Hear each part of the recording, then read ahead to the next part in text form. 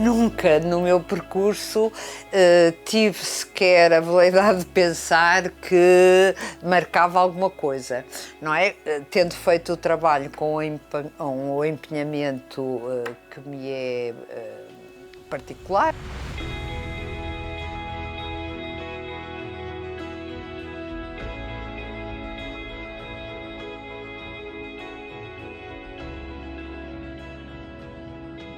María Augusta Babo es una de las voces más singulares de la semiótica y la teoría de la cultura en el espacio ibérico.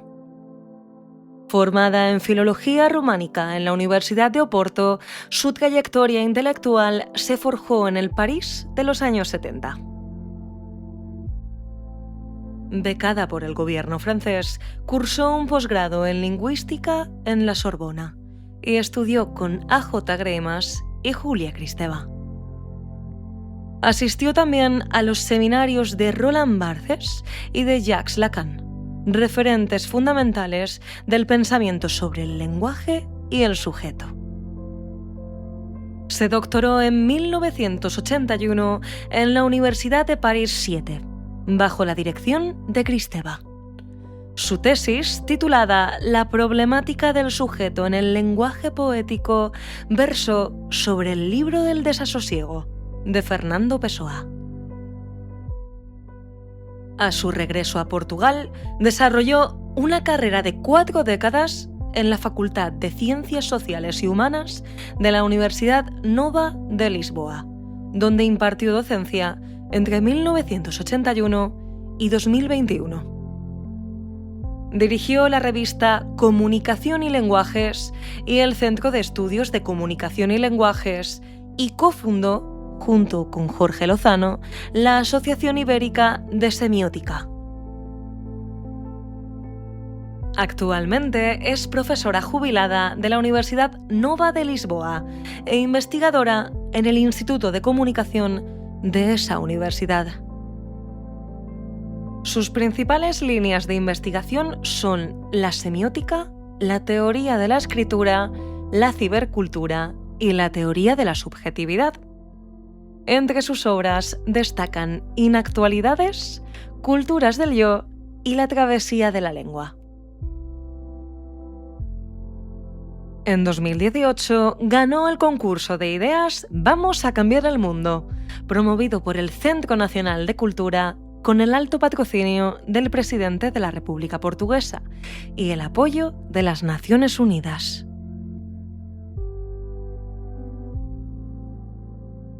A escolha de românicas deu-se também num contexto cultural muito fechado, que era o contexto do país, portanto nós não tínhamos acesso a outras dimensões analíticas, como a sociologia, já para não falar da semiótica, não é? Quando se deu o 25 de Abril, e felizmente o 25 de Abril chegou às universidades, não é? Quer dizer, foi assim a explosão, a época de todos os possíveis, estavam em aberto, não é? Eu lembro-me, por exemplo, de uma apoteose que foi a chegada da Simone de Beauvoir e do Sartre, que fizeram uma conferência na Faculdade de Letras no Porto e não cabíamos lá dentro, que não houve uma única mulher que tenha sido minha professora na École des Hautes Études. Eram nesse departamento, que curiosamente se chamava Sciences de la Communication et de l'Information, eram só homens, nessa altura. E segui o seminário do Barthes, fui algumas vezes ao seminário do Lacan, fui ao seminário do Foucault, enfim, que me lembre, terei ido a estes, mas corri outros seminários, só de homens. Só de homens, não me lembro de ter assistido a nenhum seminário, a nenhum curso dado por uma mulher, excetuando a Kristeva. Estava a formar-se também um departamento de Ciências da Comunicação e eles queriam semiótica. Portanto, eu fui contratada a começar em setembro e fui defender a tese em novembro. E justamente com esse panorama de haver uma cadeira de semiologia e de quererem alguém nessa área, não é? Especialista dessa área. Era um dado adquirido, era quase naturalizado. Essa questão de... A academia sempre se pautou, infelizmente, não por processos colaborativos, mas processos de rivalidade, de competição, de conflito. Quando eu entrei, a única mulher no departamento, então, de comunicação social, era a Maria Belo. E o departamento era muito pequeno, tinha muito menos professores, havia um espírito familiar, digamos assim, havia reuniões que se faziam com muita frequência e depois até criamos uma coisa que se chamava, não sei, leituras temáticas e essas reuniões eram em casa de um dos docentes. A possibilidade que tive de ser coordenadora foi de 1 ano e fui posta fora, por indecente e má figura. Considero que entrei em conflito com o Adriano, mas sempre considerei esse conflito não um conflito de género, mas um conflito de metodologia. Acabou aí a minha experiência de coordenação. A composição da comissão científica era esta, eu não posso dizer, eu era a única mulher. Agora, que houve também discriminação em relação a homens, houve também. E houve pessoas que saíram e não eram mulheres, não é? Portanto, eu nunca na minha carreira assumi muito essa questão como uma questão discriminatória.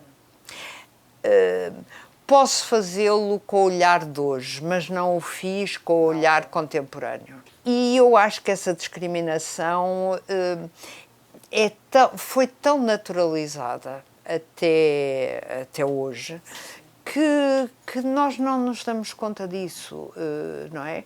E era generalizada. E eu posso dizer, por exemplo, até hoje, as conferências, os congressos da SOPCON deram a palavra sempre a uma conferência, como é que se diz, plenária, a homens portugueses. Eu nunca fui chamada a fazer uma conferência plenária, não é? E hoje, de repente, olho e digo assim, mas eu tenho trabalho. Para mim, para ser muito honesta, eu tenho 2 grandes problemas na minha carreira. O primeiro foi de me ter sido dada a equivalência ao doutoramento, não é? Eu fui instigada pelo Adriano a meter a candidatura, a pedir a formação do júri, e o júri, eu acho que tenho essa ata, não sei, mas essa ata é pública, está na universidade, deu uma equivalência por unanimidade. Mas eu sempre achei que era uma promoção indevida, não é? Porque eu era muito jovem na altura. O Miguel Esteves Cardoso diz: eu fui o doutorando mais jovem de Portugal. Ok, está bem. E eu fui exatamente ao mesmo tempo que ele. Portanto, eu sofri um pouco dessa subida meteórica, não é? Porque depois passei, com a equivalência, passei a professora auxiliar. Portanto, entrei na carreira com a equivalência. Doutoramento, entrada como professora auxiliar. Portanto, abri o concurso para a vaga de professora associada e eu concorri e fui a única concorrente e fui reprovada. Eu acho que paguei aí o preço da subida meteórica. E pronto, e foi um marco muito, quer dizer, é um marco ainda hoje muito duro para mim.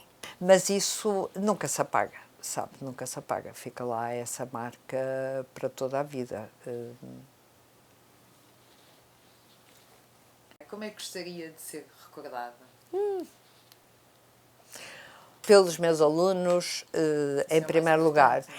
E por uma postura ética Se eu não estou a pedir, mas se isso vier incluído, acho que